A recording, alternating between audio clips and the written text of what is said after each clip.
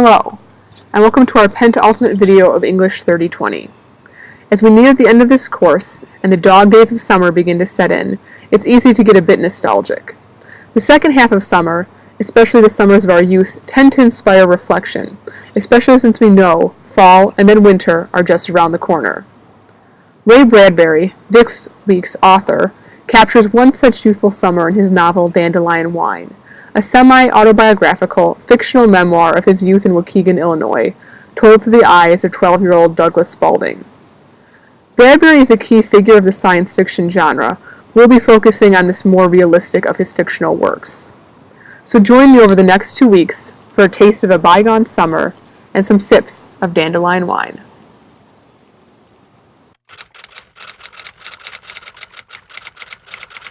Ray Bradbury, the first of our authors for this week, was born in 1920 and died in 2012. He was born in Waukegan, Illinois. This is the basis for his green town, which we see in Dandelion Wine and in other of Bradbury's stories. His middle name was Douglas, which matches the name of the main character in Dandelion Wine. His father, Leonard Spaulding Bradbury, worked as a lineman for a power and telephone company. And in his youth, Bradbury and his family twice had to move to Arizona for his father to be able to find work. Eventually, though, the family permanently settled in Los Angeles, where Bradbury lived until he died. He started submitting his work at a young age while he was still in high school. Unfortunately, though, his family could not afford to send him to college, so he would educate himself in the library. And as a result, he became a big proponent of public libraries and ensuring they stayed open to share their knowledge with everyone. So Bradbury had poor eyesight, which prevented him from serving in World War II.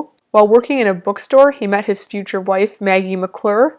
They were married in 1947, and altogether they had 4 daughters. Bradbury worked in and wrote for film, television, radio, theater, and print publications. He wrote more than 600 stories altogether. In 1999, Bradbury suffered from a stroke, but he would actually dictate his work over the phone to his daughter in Arizona, who would then type it up, write it up, and send it back to him via fax. Unfortunately, though, he did die at the age of 91, and much of Bradbury's work contains elements of science fiction and fantasy, so although Bradbury is often very much associated with the science fiction genre, and his work definitely employs elements and tropes of science fiction, that one category enough isn't really adequate to define the scope and breadth and depth of his work. Bradbury himself viewed his work through more of a social commentary lens, kind of using these ideas from science fiction to comment on the world around him. The Martian Chronicles and Fahrenheit 451 are 2 of his more famous works. Many of you have probably read Fahrenheit 451 in your previous education. If not, I highly recommend it. It's a fantastic novel. In some of his work, Bradbury draws from events in his own life and kind of grounds some of his stories in his own experiences, which we see very much so in Dandelion Wine. And according to one biographer,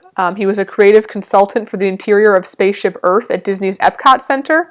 So if you've ever ridden that ride, you can thank Ray Bradbury for part of that experience. The Apollo 15 astronauts named a moon crater for his collection Dandelion Wine, and in 2002 he received a star on the Hollywood Walk of Fame. So again, a very influential author, a very famous author who had a very large impact on the science fiction genre. And despite his focus on science fiction, the way he often did write about technology, whether it was good or bad, Bradbury never used a computer or drove a car. He did, though, ask to be buried on Mars, convinced that human beings would one day reach the Red Planet.